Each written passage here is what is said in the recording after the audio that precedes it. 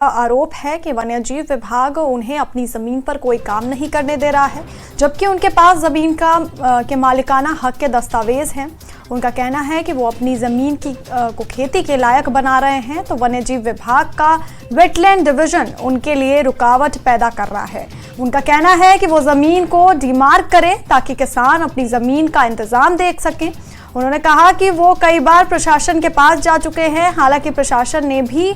Demarcation की बात कही, लेकिन आज तक ऐसा नहीं हुआ है। उन्होंने आगे कहा कि आजकल दुनिया भर के किसानों के लिए तरह तरह की योजनाएं बनाई जा रही हैं, वो भी इन योजनाओं का लाभ लेना चाहते हैं और अपनी जमीन पर खेती करना चाहते हैं। वहीं प्रशासन ने आश्वासन दिया कि जल्द से जल्द समस्या पर गौर किया जाएगा ताकि लोगों की परेशानी दूर हो सके। इस बीच वन्यजीव विभाग के वार्डन ने न्यूज 18 से फोन पर बात करते हुए कहा कि मेजर डिमार्केशन का काम हो चुका है, बाकी भी जल्द हो जाएगा। बह वनस 55-53 वंस, मगर बह आज 40 वरी पकान बुढ़ बबस पन्नस यथ जमीन वाया दान पत यथ जमीन कर थल यथ जमीन दान वन गो मज यह थजा बुथ सदा जमीन थोड़ा गई प्रॉब्लम यह गो जमीन बेकार, मगर जत मिलकत बे दफा 5 अम मजीद सरकार जमीन मगर जत पन मिलकत वन गवर्नमेंट वनस तंग कर गवर्नमेंट यहान जमीन वनस खुन बोन कशर लफ्ज मत क्या खुन, मगर वन दपान करो ये दान अत बे वक्त दान कर क्या कर अलबत्ता प्रॉपर्टी बनानो योकुन अगर तुम तम प्रॉब्लम मगर जमीन जत पन तुम क्या सन जमीन मतलब कि कब्जे यहां कर। शाली यहाँ से काट के ले जाते थे।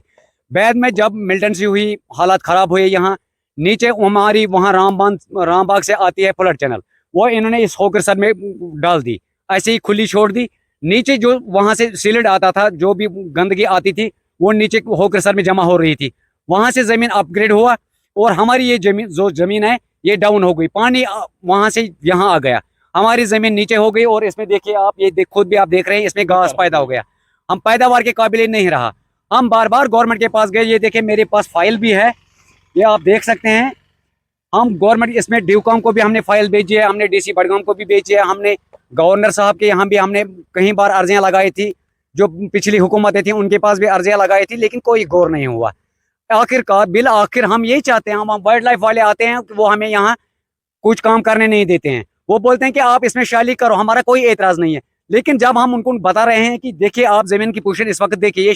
शाली या सब्जी बनाने के काबिल नहीं है, हम थोड़ा सा इसको अपग्रेड करेंगे, थोड़ी सी मिट्टी डालेंगे 1 फुट 1.5 फुट 6 इंची तक, उसके बाद हम इसमें सब्जी लगाएंगे और शाली लगाएंगे। आप हमें मेहरबानी करके ये तंग मत कीजिए। हमारे वाइल्ड लाइफ वाले हमें पूरा तंग कर रहे हैं कि नहीं ये हमारी जमीन है, ये हमारी जमीन है, जबकि हमारे पास पूरे इसके कागजात भी हैं और जो हमने सारे जिलों के भी रिकॉर्ड भी दिखाए, हमारे रेस्पेक्टेड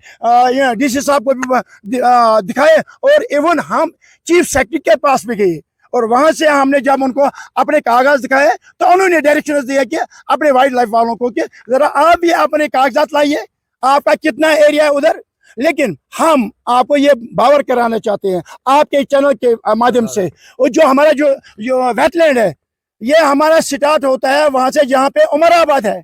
जहाँ पे नूरा हॉस्टल बना है, जहाँ पे बारामूला रोड है, ये वेटलैंड था, ये होकरसर था। लेकिन अब उन्होंने उस जमीन का किया कि हमें उसकी तरफ नहीं जाना है। अब वेटलैंड वालों को जमीन शायद कम पड़ रही है और हमारे जमींदारों को और हमारे हक के ऊपर शायद शापकून मारना चाहते हैं। हम शुक्रिया करना चाहते हैं हमारे अपने डीसी साहब से, हमें अपने तहसीलदार से, जिसने 12 वाइल्ड लाइफ वालों को 12 का, जब अगर आपके पास कोई पेपर्स है जरा आप लाइए, उनके पास पेपर नहीं है। और हमारे तहसीलदार साहब ने सो मेनी टाइम उनको कहा कि मैं उनको डिमार्केट करूंगा, आप आइए हमारे सामने, हम उनको डिमार्केशन करके देंगे ताकि इनकी जो मिल्कियत जमीन है और वो जमींदारों के पास जाएगी। अगर आपको इसके बगैर भी ये मिल्कियत जमीन चाहिए, उनको मुआवजा जो एट प्रेजेंट मार्केट रेट है उस हिसाब से कंपनसेशन दीजिए। मगाम में